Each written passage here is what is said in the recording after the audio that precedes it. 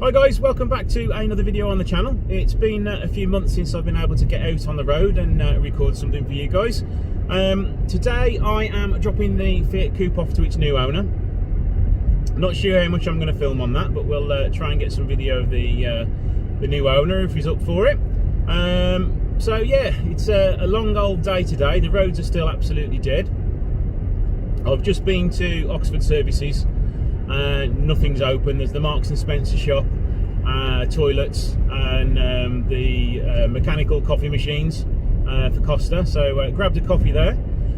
Back on my way again now. So it's about another hour and a half till I get there. So not sure how much I'm going to film on it today. We'll see if the guy's up for a little bit of an interview, or we'll a quick video of saying goodbye to us anyway.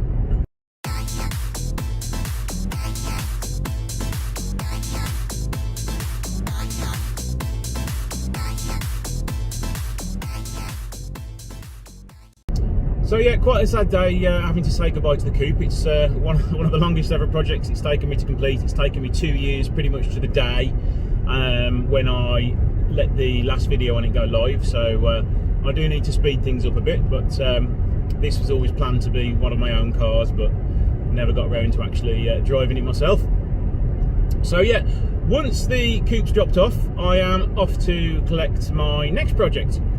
I put the feelers out for one of the 3 cars I was looking for, which was another Fiat Coupe, a Punto GT, a Fiat Barchetta. A few people came back to me with a few Coupes, but nothing really that I was after. A couple of GTs came to surface, sorry. But again, it was either way too much work to actually make any money out of, or went for far too much money. I was watching and bidding one on eBay, a black Punto GT Turbo. That hadn't been on the road for probably 10 years, so it needed a full respray. It was going to want engine work, interior bits doing. 9 times out of 10 it was going to need lots of welding. I thought, okay, we'll go up to like 1,800 quid. It's never going to go any more than that. So yeah, it finished last night for 2,800, and that's for a car which pretty much probably wanted full restoration, or at least 3 grand's worth of respray to it, and you can buy them sorted for less than 3 grand. So yeah, a bit of a strange one. So yeah, no immediate Punto GTs from eBay or Facebook or anything I like, but a few other people contacted me through messaging on Facebook and offered me a few cars, and this is one I'm going to look at later this morning, and hopefully it's coming home with me. So it just so happens that it's North London, so I'm going to South London now, so it's only an hour away from where I'm dropping this car off, so it sort of kills 2 birds with 1 stone. So yeah, I shall hopefully see you in a minute when we're saying goodbye to the Coupe. Right, here now, just dropped the Coupe off with the new owner. He seems very pleased with it. He's an Alfa fan himself. He's also got several other cars. He's got quite a nice collection here, including a nice Porsche. So, what made you want this Fiat Coupe, or a Fiat Coupe in general? I've mean, endless Alphas. I've always fancied one of these. Never got around to getting one. I'm bored stiff with all this shutdown as stuff, we all are. And business can't work, so it's something for me to fiddle with. Yep. But something that's all the donkey work's already been done on it, so it yep. seems to be fine. A lockdown toy. And it looks very pretty. It certainly does. I say I'm going to miss looking at it in my unit. Well, hopefully it behaves for you and it gets a good life now. Not stuck in my unit. It's not going to do very much, I can tell you. But I have a lovely drive to work. I drive from here, Dorking, down to East Sussex, down through the Ashdown Forest. It's 30 miles every day, and it's a beautiful drive. And something like this, or the GTV, or the Boxster. That's why I keep all these cars. When I retire, maybe I'll have to get rid of a few. And that's the thing, that's my plan as well. Well, thank you very much for talking to me. Hopefully you enjoy it, and I shall speak to you again later. Well guys, that's the Fiat Coupe said goodbye to now. I'm very glad it's gone to a good home, and he's going to be using it as a daily, and also fixing a few problems on it. I think immediately this weekend he's going to be painting the alloy wheels on it. So I am very glad that it's gone to a good home, and he's going to be restoring it even further. So yeah, on my way around the M25 now. I've got about 45 miles to go now. and then we can have a look at this super rare car. I think, in all honesty, I've probably not seen one on the road since the early 2000s, in the flesh anyway. So it's definitely one of the rarer cars out there. It's something to be nice to restore that's different. Parts are going to be a bit of a pig to get hold of. But yeah, so we'll see you in 45 miles and we can have a look at it.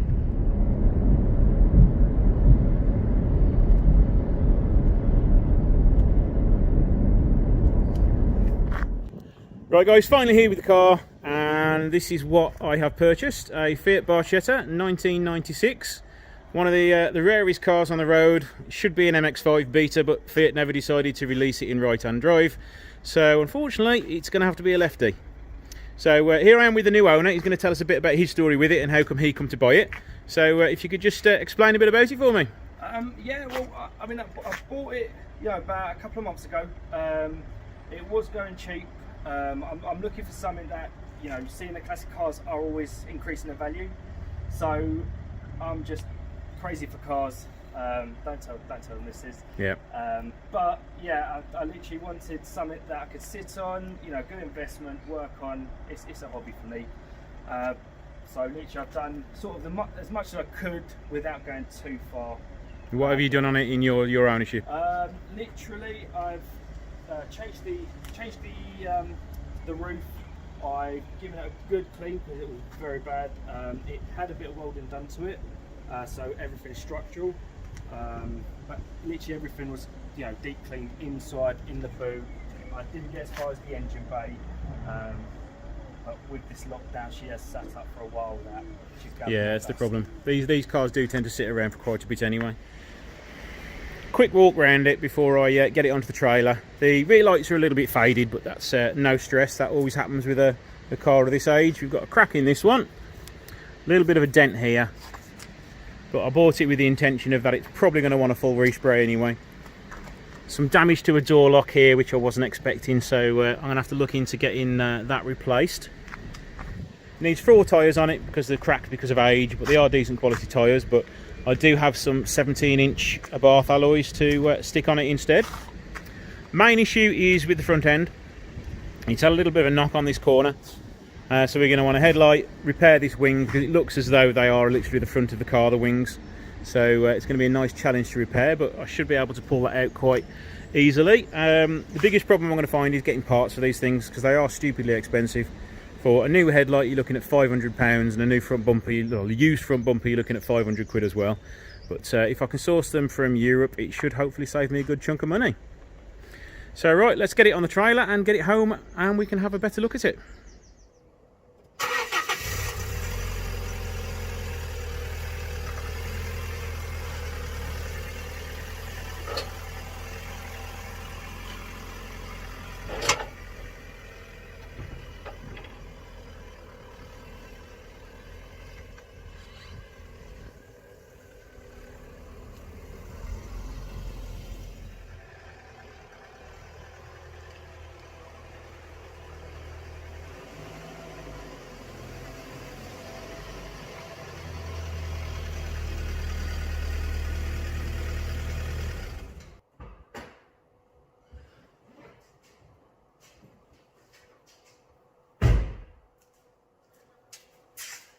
Right, 390 miles I've done today and nearly 8.5 hours of driving.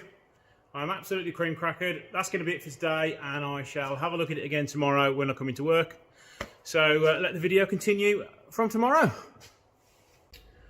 Right, now the next day, had a few hours rest. I was speaking to a few guys last night in Europe, Greece and Italy regarding getting some different parts for this. I've managed to source a few parts that I need. I've got a new set, or a refurbished set of headlights on the way now, so that's the biggest sort of hurdle done and dusted. So let's have a walk around it now and we can see what needs doing to it. Right, let's start under the engine. Now, it's not been on the road for 10 years, this car, so it is going to want a Variator because it rattles its head off when we start it. It's going to want a cam belt, water pump. Coolant's going to need changing. Let's just make sure it is still clean and not contaminated. Not much coolant in it, but at least it's not got oil in it. It's more than likely going to want power steering fluid. We're going to want to change the brake fluid as well, because I bet that's not been changed.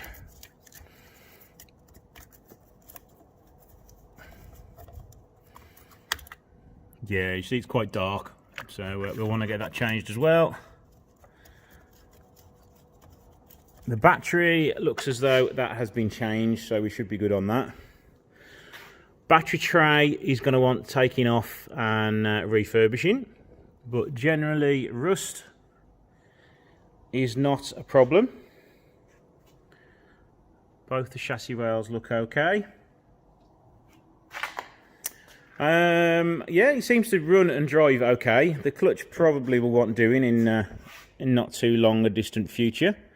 It does run okay. It does hunt a little bit on idle, but that's probably because it could do with some new plugs as well, so I will get those changed when I service it. But other than that, no, it's all okay engine wise. Let's show you the body now. The front bumper has a chunk missing out of it in the corner there. We're missing an indicator, but I've ordered one of those as well. We've got a little crack in it here. There's a dent on the front panel here, as well as a few other light ones along there. The worst part of the damage on the front bumper is down here, but I am hoping I can stitch that back together, because I don't want to have to spend sort of £500 on another bumper. The damage here, I'm going to take the headlight out and the front bumper off, and hopefully I can get it back into some sort of position. It is poking out here, so hopefully once I pull this out, it will automatically go back in there as well. The very, very worst case is I can get a part cut-out panel and weld it in. Because these front ends, there's no falling over. There's no wings as such. The whole front end of the car is one panel. You can buy complete replacement wings, but you've then got to sort of weld it in down here. So we shall see how we go with repairing that, whether I'm happy with it or not. The rest of the bodywork isn't that bad. There's a few car park dinks and things like that. The seals for the roof are not the best, so I have washed the car and it's got a little damp. I am speaking to the guy who bought the headlights off, and he's hopefully going to sort me out with some new window seals as well. The roof has seen better days. I have given it a clean today. Could do with giving it another clean actually, because you can still see some marks on it, but it's just sort of starting to wear thin all over. But surprisingly enough, to get a brand new roof skin for this, it's only sort of £300. So I may end up learning a new skill, and that's changing a cabriolet roof. Alloy wheels and tyres. The tyres are cracked and beyond use, so I am going to need to get some new tyres, but I am considering fitting some Abarth 17-inch multi-spoke wheels that I've got sitting up there. So if I can get some reasonably made tyres, I may give a go at fitting 17-inch wheels to it. I have had a look on the internet about it, and they do look a little bit too big. It makes it sort of look like it's sitting on stilts. So I'm going to and ah about that. Again, let me know what you think about sticking 17-inch wheels on it. Boot lid, other than got loads of crap all over it, it's in one piece. There is a little dent here which can be pulled out. The rear lights, they are like most other lights, they are covered in a plastic on the front, and I'm hoping that that's not just a crack and I can polish them up and retint them red again. But they're not that bad. It's not sort of a deal breaker having to get some new lights if needed. I think I can get a new set for 120 euros, so it's not that bad. And the other bit which is sort of really annoying me is that somebody's tried to break into it at some point and damage the lock. They've damaged the door skin as well. I am hoping that can be bent back out. There are door locks available on the internet, and hopefully I can get parts for that. But yeah, that's the biggest annoyance to me at the moment. But this side is relatively okay. And continuing with the roof, there is a little bit of damage down here. Apparently it doesn't leak, but yeah, I think it does leak, judging by the amount of water that's in the car from when I washed it. So yeah, I think we probably will go with a new hood. Onto the interior. I am very surprised, but I fit into it quite well. I remember back in the day being my younger 18-year-old self, fitting into one perfectly fine, and then getting into a Mazda MX-5 at the, I think it was the 1996 Birmingham Motor Show. Now, how long ago was that?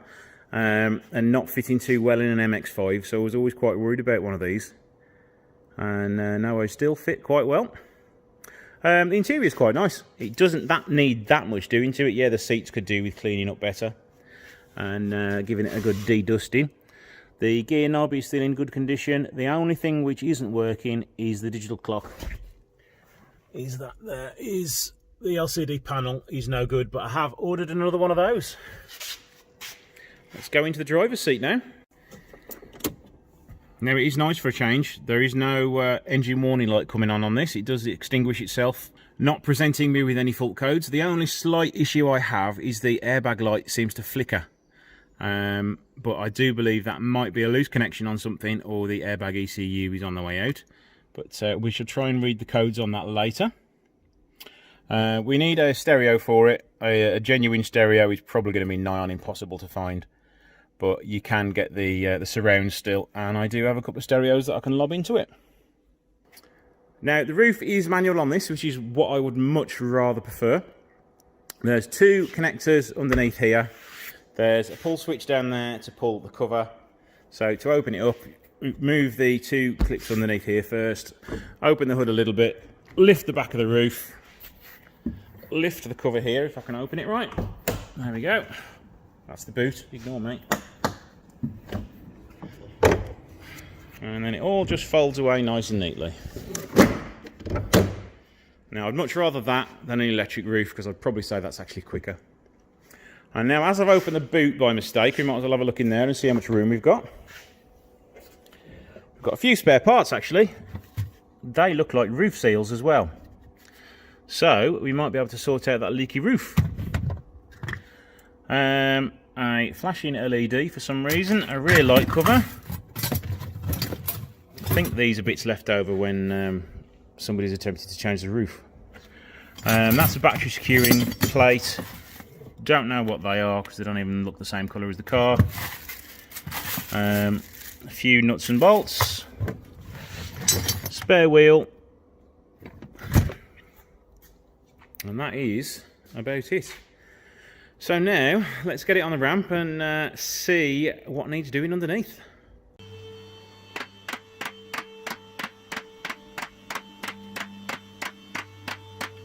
This is the first time I am going to ever work on one of these. It's also the first time I've driven one. They are such a rare car on UK's roads. So let's have a look at what needs changing, and immediately oil filter is definitely due.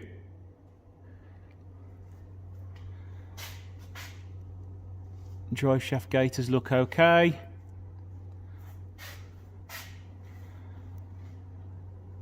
Exhaust front pipe looks okay. Let's carry on down the exhaust.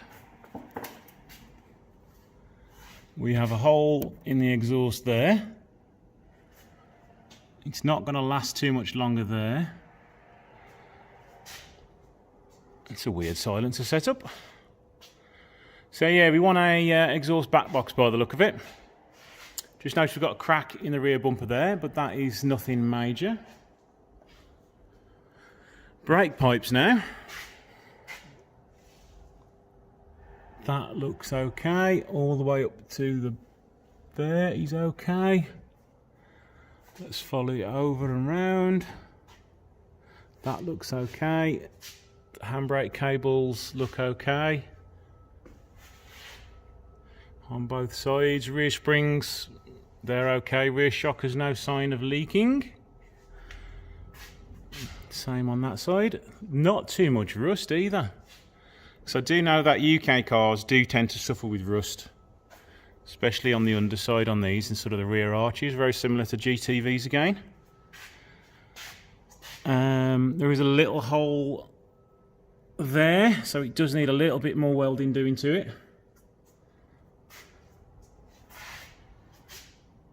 And a little bit of rust starting to come through there. Fuel filter, that's going to want changing as well.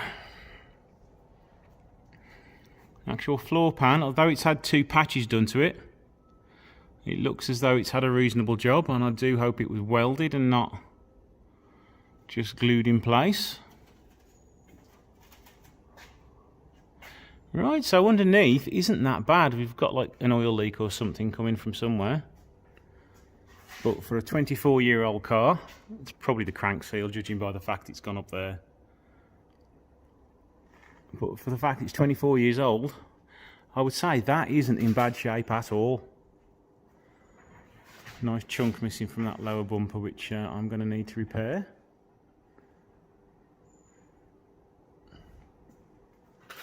Any damage underneath the bumper I can see here.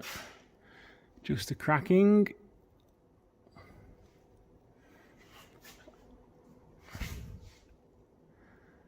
Yeah, that's not too bad. I'm quite pleased with that. Just thought I'd remove the front bumper to see what sort of damage is there and behind it, and how to remove the headlight. It's really easy to remove the front bumpers. There's just 2 Phillips screws to undo on the bottom of the bumper, and then 4 nuts to undo, 2 each side behind the bumper, and it just pulls forwards. Really easy to undo.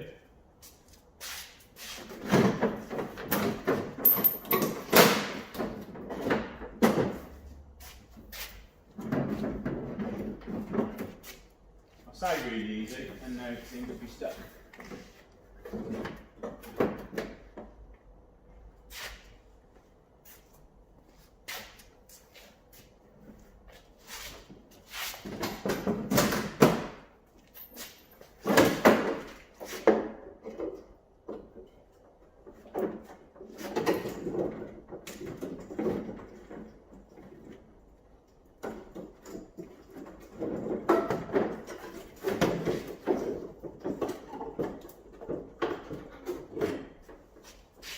There we go, 1 front bumper removed.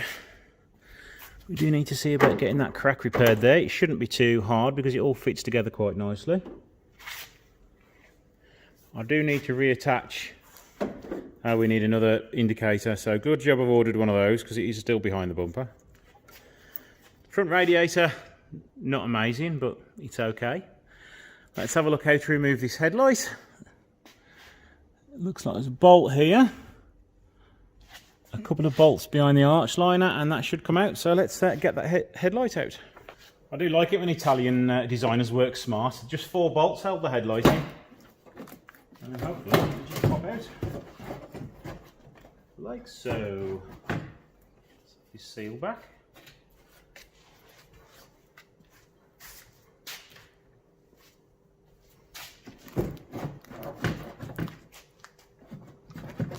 Would have helped if I took the connectors off first for the lights. And there we go. Let's have a look behind this wing for the damage. It's not too bad. Not too bad at all. So what else to say for this episode is we shall leave that there. So guys, let me know what you think of this. Have I made a reasonable purchase? Can I make some money on it? Though I paid £1,750 for this car. Looking on the internet, they appear to be worth around 6 grand, 5 to 6 grand. So can I make some profit out of that? I think there's a possibility I could make some. But with my heart on this one, I am tempted to keep it for myself for the summer. So we'll see if we can talk the wife round on this one.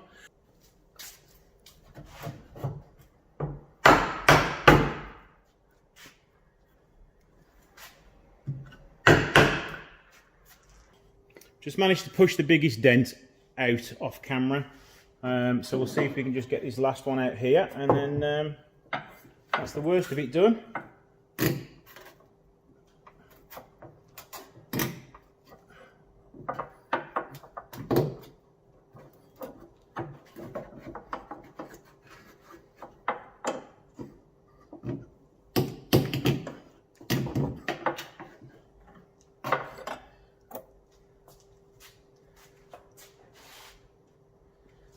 It's not bad for a 5-minute bit of work. Certainly fitting a lot better than it came out.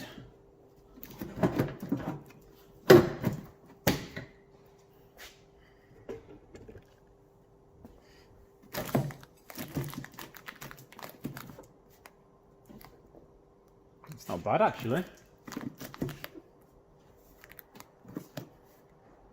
We've got the line back here. I wonder whether this has come back in as well. So we need to pop a front bumper in and see if that lines up as well.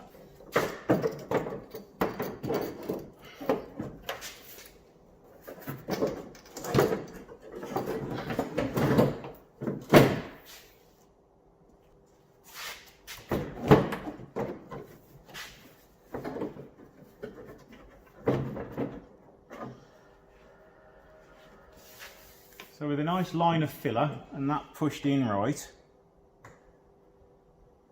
it should look okay, that. I'm quite impressed with that.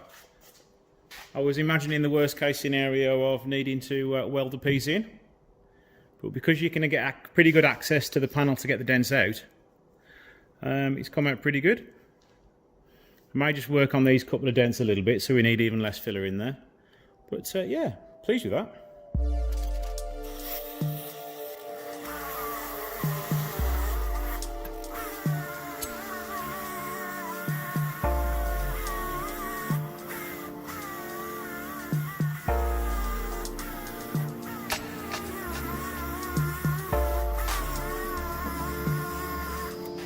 What I've done here is I have plastic welded this crack in the bumper, also reinforced it from behind. So now what I need to do is just smooth this out, and then we can put some filler on it and have it looking like new.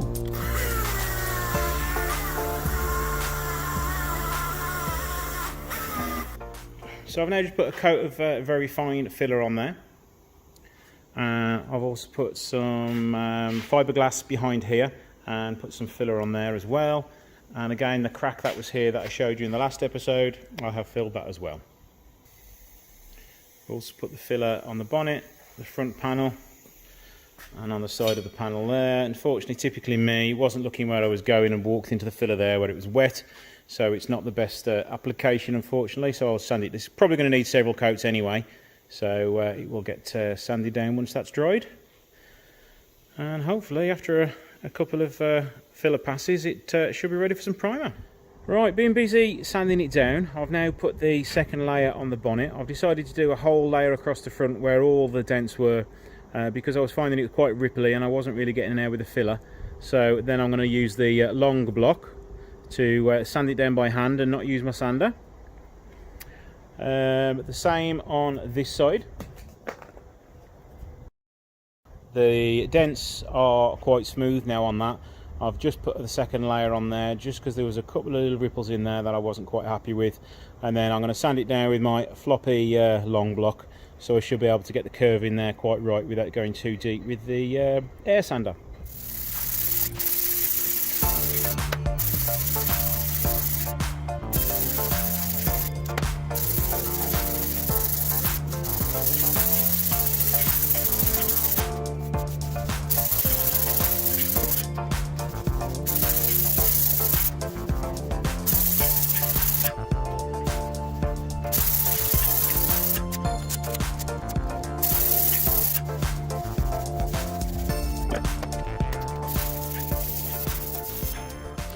All perfectly smooth now, apart from a high spot here. As you can see, where it's gone through to the metal, you can just feel a little bit of a high spot there. So just going to tap that high spot down, another layer of filler, sand it down, and we should be done with the bonnet. Final result of the filler work.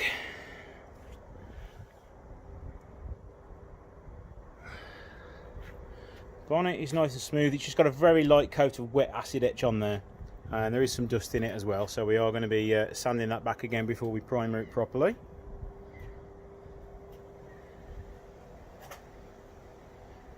So yeah, I am very, very happy with that.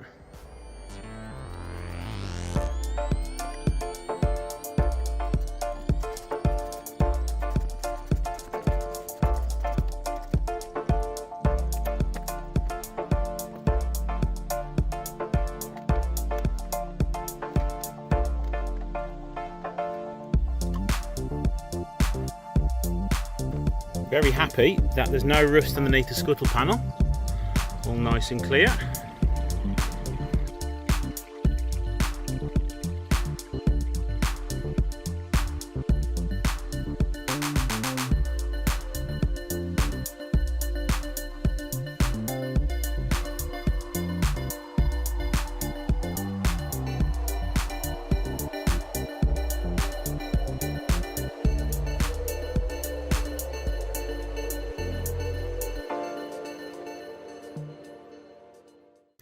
Right, we're almost ready to lap some primer on it. I have wet the floor down to eliminate a lot of the dust. It's all masked up. I need to put a little bit of acid etch primer in a few spots. I've also had to sand inside here because there was a little bit of rust on top of the wing and a few little bits starting down there. So I'm going to put some acid etch primer down there as well. Tack it all off first and then throw some primer on it. So guys, we're at the point now where we can nearly throw some colour on. What I'm doing now is I'm just going to put some acid etch over the front of the car where there's a few little bits of metal showing from where I had to sand it. And then the yellow stuff I'm putting on, it's sort of a water-based sealer, so the paint doesn't react to the acid etch primer that I've put on the front of the car. And it's really good stuff because it has got me out of some problems when I've been suffering with reactions happening, and it is great stuff. And now we're just throwing some primer over the top of it. Primer actually went on quite nicely. It was quite smooth as well, so it didn't take too long to flat it all down. Now I'm just putting a light coat of just black spray paint on it so I can rub it all down and get rid of any lumps and bumps or any little markings that are within the primer. I did find some sort of really small pinholes, and that's what I'm doing here now, is just blocking off the pinholes with some really fine filler, and then I just rub that down afterwards, another quick coat of primer, and it was ready for paint. So now just tacking it all down to get rid of all the dust. First lot of colour is now going on. I think I did 3 coats in total and then 2 coats of lacquer, but as I said in one of my comments on YouTube last weekend, I decided I wasn't quite happy with it. There was some sanding marks in the paint and they weren't just disappearing because it's silver and it shows everything.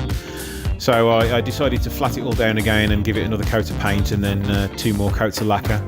And now it's in much better shape. I'm a lot more pleased with it.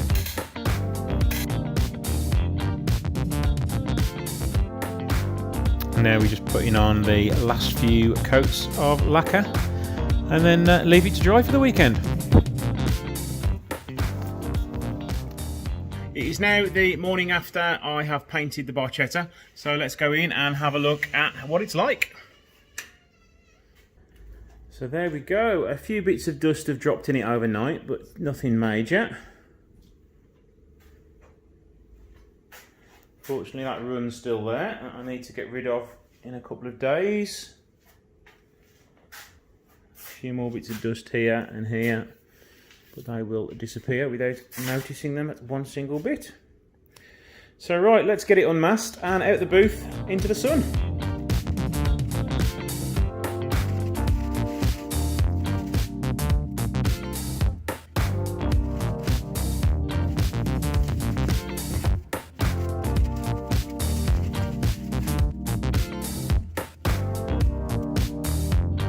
Right, let's compare the paint colour now.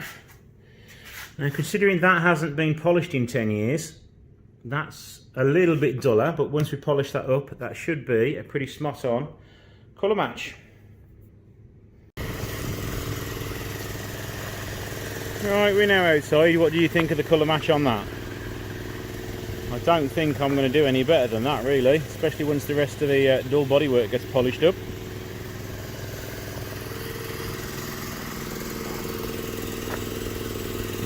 And here's the bonnet, dents be gone. That's a pretty good finish on that. There's very little dust got into that. There's a little bit of dust dropped in that there.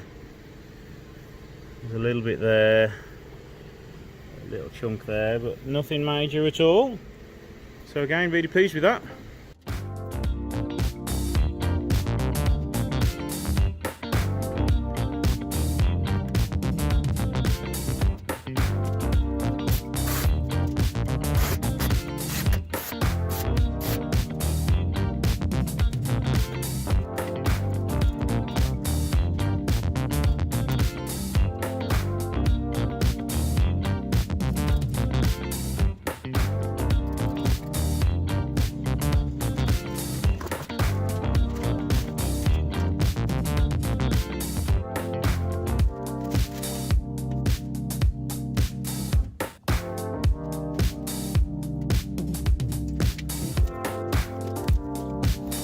So now I'm going to crack on with the cam belt. I shall leave you to enjoy the rest of the video in peace, and I'll speak to you in the next one. Right guys, just here doing a service on the car now. I have taken the sump plug out, removed most of the oil, just letting the rest of that drip out now. Surprisingly enough, the sump plug wasn't seized, and a nifty little thing I have found, I spent about 30 seconds wondering on, how you get the air filter out. And Italian engineering, when it works really well. All you need to do is undo this, bottom comes off, out comes the air filter. How easy is that? The air filter's not in too bad of a shape, but it definitely needs changing. So brand new air filter is going to go in now. I have lubricated that screw so it doesn't cause any problems for anybody else later on in its life.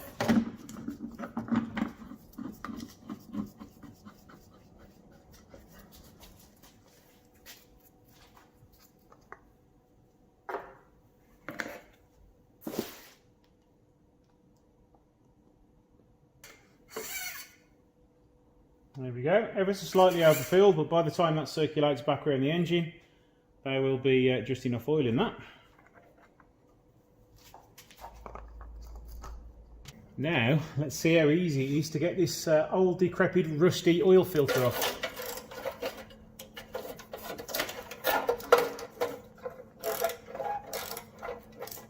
But it's going to just disintegrate when I try and get it undone.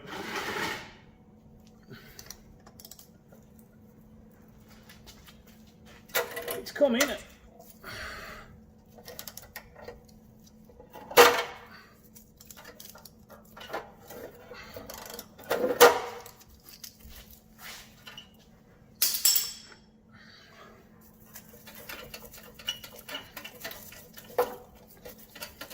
The oil was definitely due to be changed as well, but the oil wasn't in too bad of shape, to be honest. Genuine oil filter going on its place, and I have topped it up with some oil, that's why it's leaking out.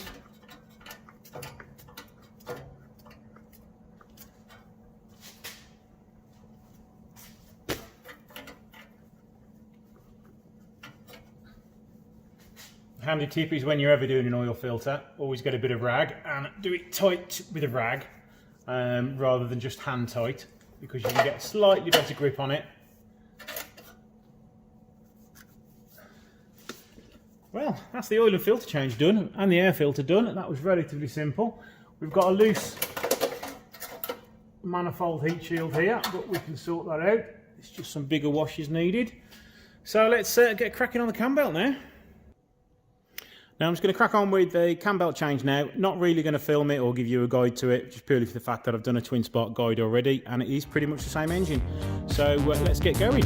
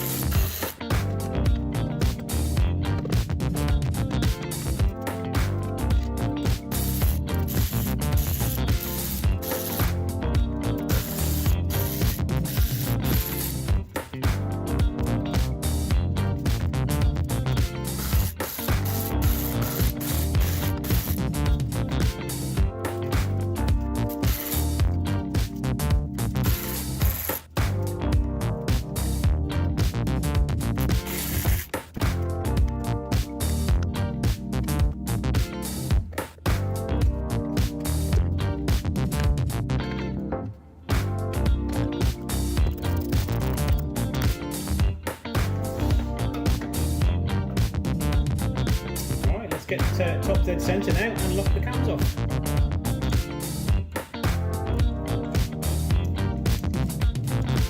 Spark plugs are not in too bad a condition. And you can tell this engine has had a pretty good life. It's not had any issues with oil changes, they've always been regular by the look of it. And you ask how you're going to tell that, and that's purely for the fact there's not a massive build-up of carbon within inside the engine itself, but it's still fairly clean. See now, this cam is out ever such a little bit, but we'll sort that out once we put the new belt on. So So the cam belt's all off now. I've removed the tensioners. I do still need to remove the water pump. I now need to remove this tensioner so I can remove this camshaft so I can do the cam variator.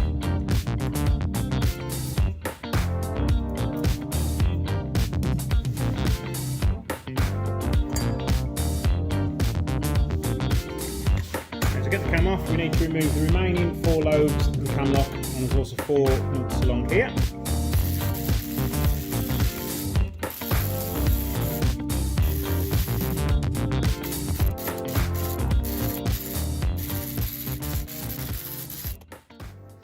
Well, I was going to film the variator removal, but I didn't press record. So what I've done is I've wrapped the camshaft in some clean rag, placed it between my vise, tightened the vise up, not overly tightened it, and then got a big bar with my adapter to remove the variator, and then just twist it off.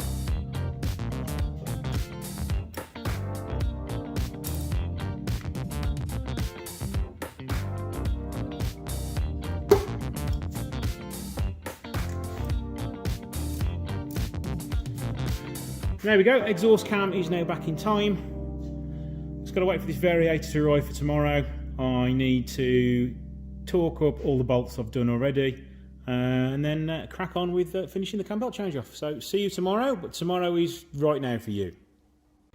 New variator has just turned up.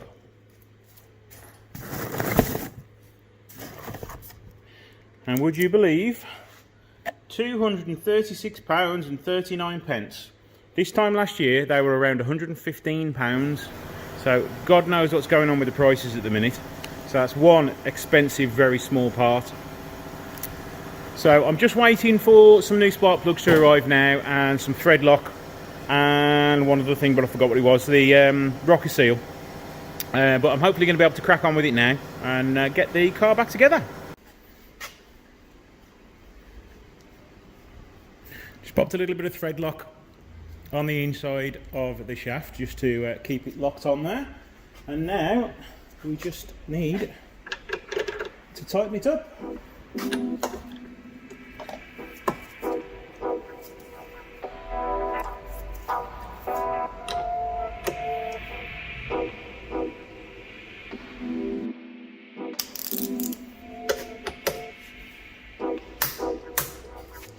Right, let's get it reinstalled now.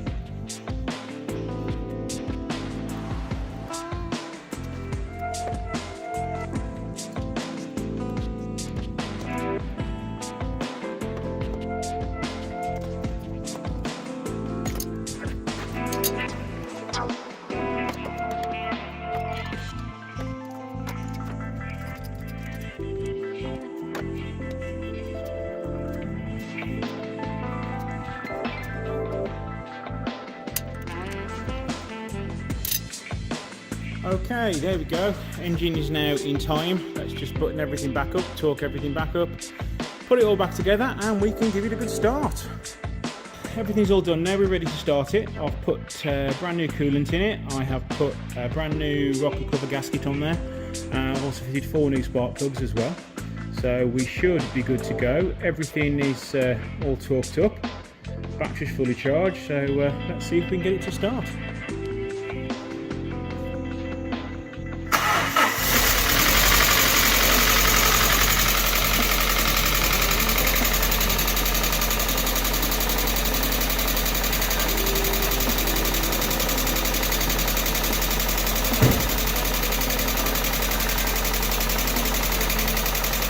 Now you've got some dry valves in there at the moment, probably just because it's not been running so long, so it will sound tappety at the moment, but as you can hear, that variator soon quietened down.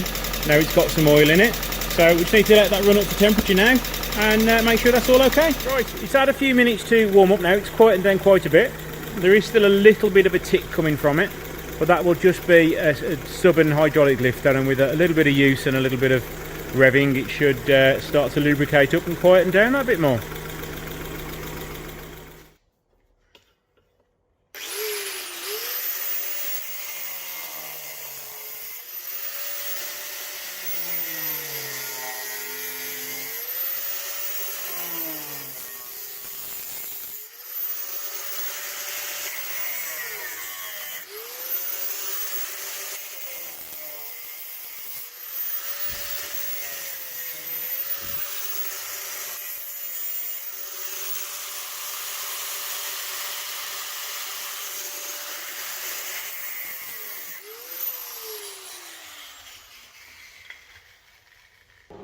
Just made a quick little patch panel, matches pretty well. Put the bend in it to match the floor pan. So now we just need to tack it into place. I've also removed the seat and all the trim from inside, so it's all nice and clean. And now let's just tack it into place.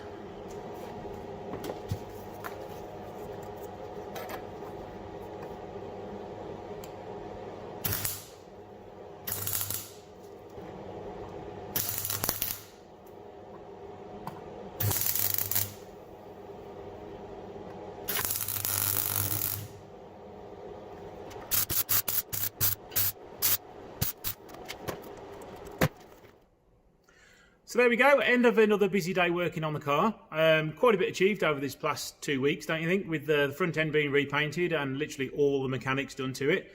That with a little spot of welding's been done as well. I will just want to give it a coat of stone chip once it's fully dried overnight. I have applied some seam sealer to it, so that will hopefully never rust there again. What's left to do? Well, I can't really do any more on it now until the headlights come. I have been told they are on the way, but they are coming from Greece, so they will take probably a week or so to get here, probably a bit longer with all the delays of what's going on at the minute. I've got to flat the bonnet and polish the bonnet, and I just need to polish the front bit of the tub as well. But I have already flatted that down and given it a quick going over with the polish. But yeah, the bonnet definitely needs flattening and polishing. So mechanics all done. It's pretty much ready for an MOT once we get some headlights, of course. Hi guys, Neil Italia Autos here. Welcome back to another episode with the Barchetta. Yes, that's how you're supposed to say it. I've been saying it wrong for about 20 odd years, but let's ignore that, shall we? I've been busy working on the Barchetta bit by bit over the last few weeks. I've got a few small jobs done, but if you can see on the floor there, we have a box of parts finally arrived today. So join me later in the video when we'll be opening the box and hopefully fitting some new headlights. So, bit of a dilemma at the moment, guys. These are my two wheel choices. The original Barchetta ones, as you all like to say it, and the Abarth 595 17-inch wheels. They both need to be refurbished. They're both going to need tyres. So let's try one on the car and see how they look.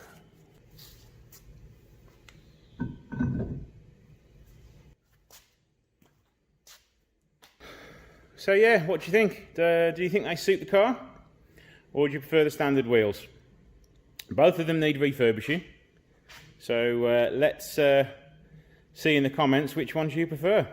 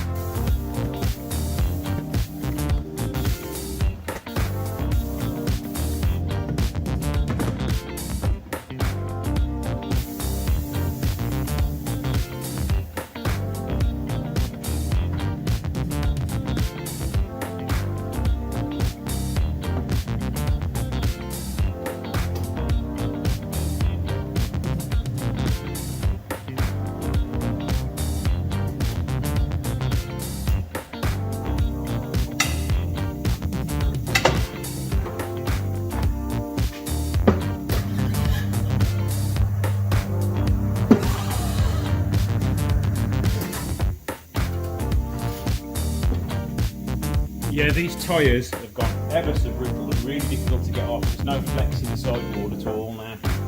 So it's a very good job that these are going in the bin.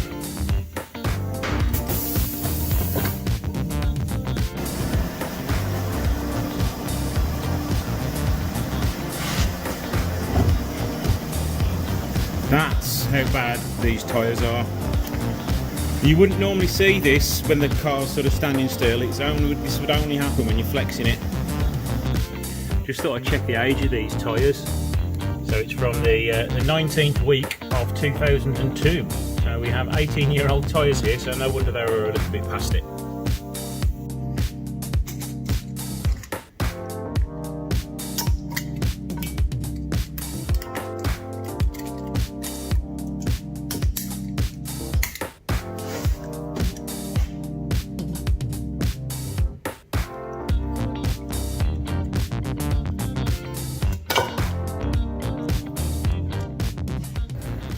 The wheels themselves aren't in too bad of condition, so I'm going to give them a light rub down, fill the curb marks, nice coat of primer, decide on what colour I want to paint them. Do I want to paint them the same colour as the car? Do I want to paint them an alloy wheel silver, which is what? Or should I go for a darker colour like a darker anthracite, or even possibly gloss black? That's what I don't know. Silver cars are normally quite a troublesome car when it comes to colours of wheels, because I don't know what's going to look right on it. Will it be black or should it be silver? My mind is sort of edging towards silver more than anything. Right, I don't think you want to watch me sand wheels for the next few hours, so let's jump cut to 4 finished and prepped wheels. Got a quick coat of filler around the outside now. Give that 20 minutes to dry, and then we can sand it all down and give it a nice coat of primer. Well, I've just come in the unit after the big storms last night, and the unit has flooded. This is the first time this has happened, and there's about a centimetre of water all over the unit floor. Loads of my parts are sopping wet, and the worst bit is in here, in my booth, where I've literally got about 1 inch of water.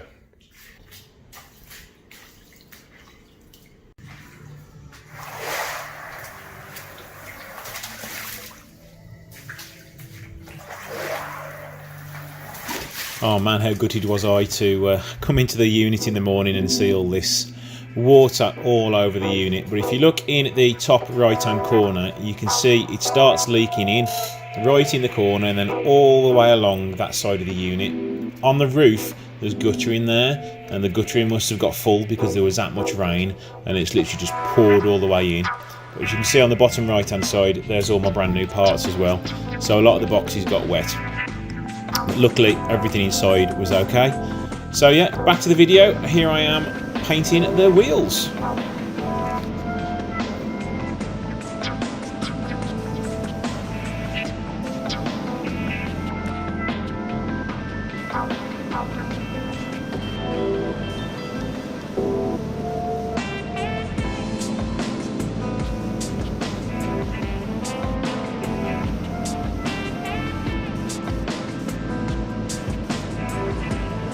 We've now had a good 3 coats of base coat, and they're looking rather nice and shiny. Now I just need to give it a few more minutes to dry, and then I can put some top coat on.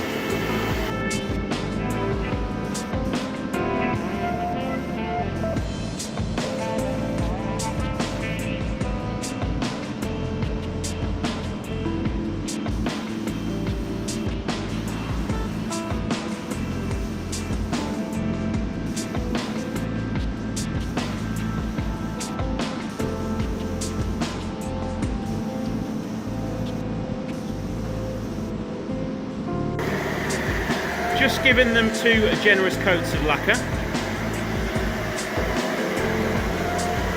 What I'm going to do now is just leave the extractor on to make sure no dust drops in them, because we are absolutely dust free at the moment. Give them a few days to dry, and then we can get some nice new tyres on there.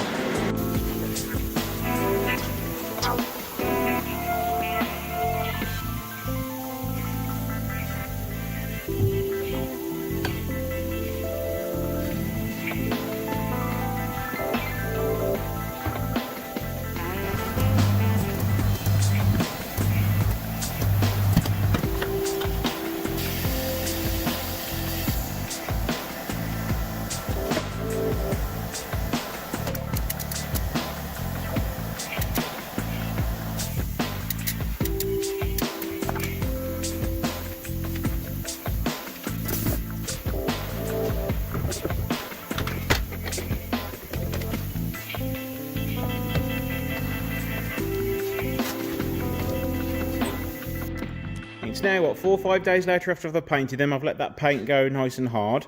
I have now fitted 4 brand new tyres, and I've also balanced them all up. So let's get them on the car now and see how they look.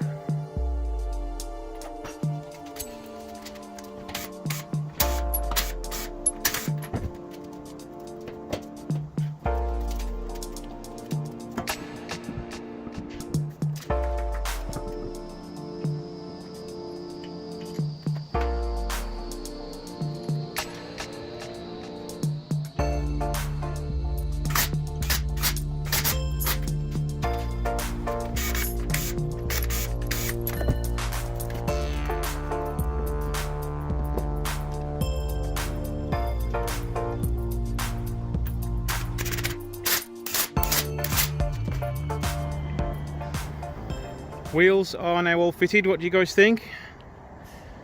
How does that colour match up to the rest of it? It is a different silver. Sort of chickened out of going the same colour as the car, because I didn't want it to sort of blend in too much.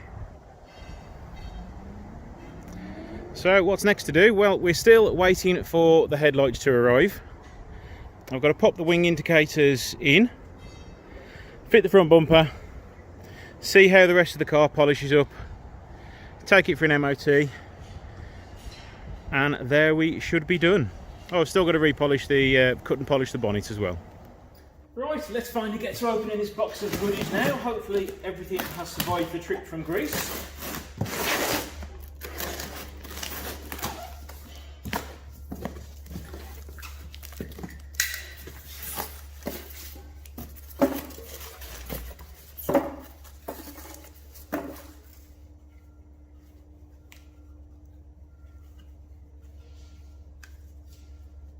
One indicator that I no longer need because I've already repaired the other one.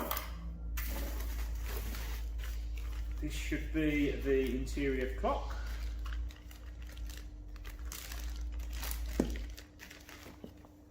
Got some free sweeties as well, thank you very much, Guy from Greece.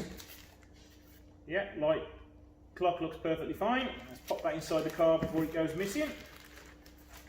And on to the most important bits.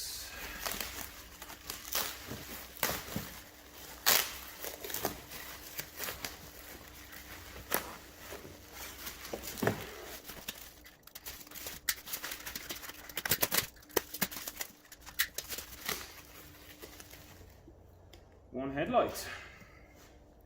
Be extremely careful with that.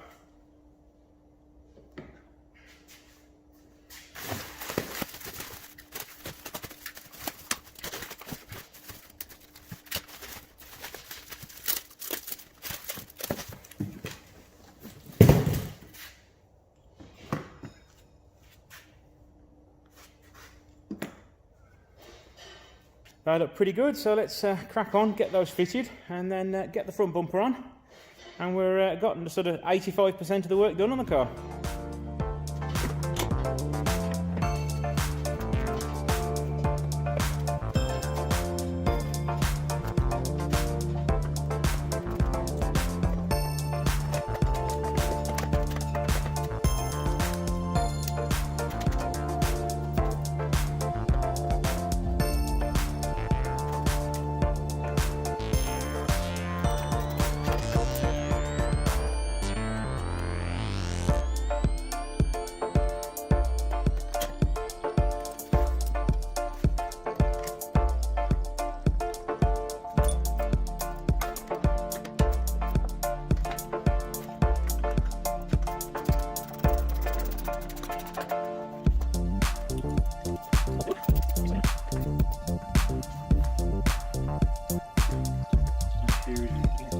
In the back here still. I forgot to check all the bolts have been taken out, so I had to refit this side again.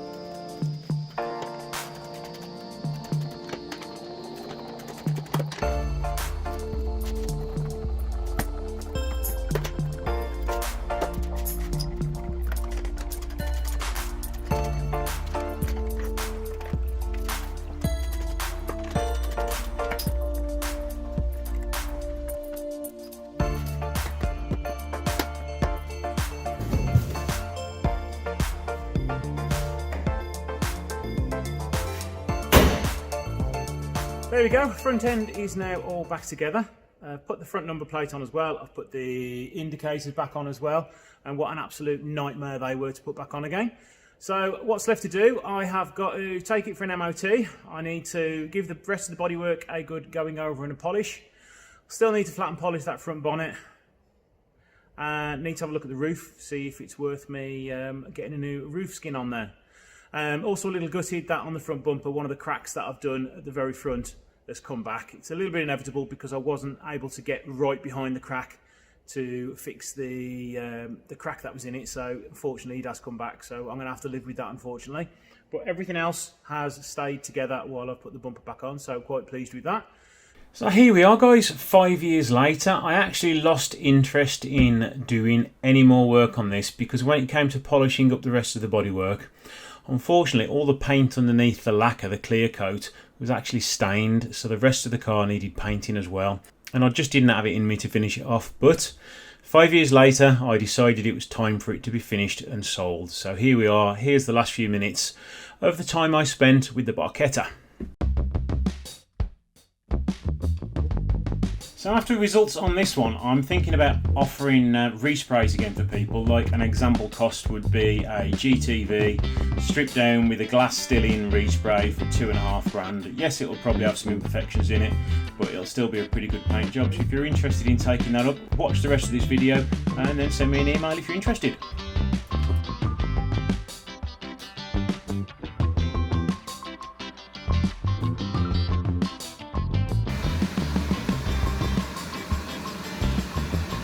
I must say, considering the front end of this car was painted 3 years ago and it's not probably been washed since, the colour match isn't too far off. By the time I polish it all up and give it a wash, I'm pretty sure that that should be bang on. I'm also really impressed that I've got barely any runs in it. There's a little tiny run there, but it seems to have melted away as it's cured. There's a little one down there which I can get rid of. There's a little run down the edge of the door there, but that should polish up quite nicely. The rest of it is pretty much bang on. I mean, the boot lid is perfect. There's a little bit of seed got in it. And that, other than just needing a polish, there's not one single run on that side. And the cover for the back is there. I was a bit worried that it was a bit multicoloured. You can see the layers of silver. You can a little bit still, but probably by the time I've polished that up, that should look pretty good indeed. So let's let that dry over a night or a couple of days, and then we can start flattening and polishing it. I think we can almost say that I don't class myself as an amateur painter anymore. I think I've progressed on to slightly a little higher than amateur, and I'm very impressed with that because silver is one of the hardest colours to paint. I've always personally hated doing it anyway. I think that my GTA was the first one I'd painted.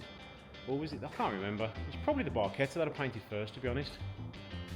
But yeah, I'm quite pleased with that. I did miss a couple of dents which are going to bug the crap out of me. But, you know, at the end of the day, it's an old car, so it can have a couple of little dents left on it.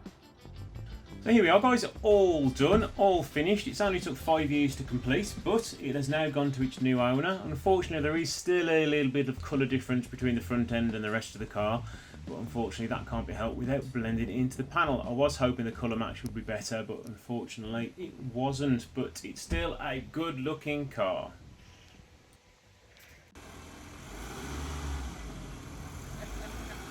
Have fun. Have you got your sun cream? Yeah.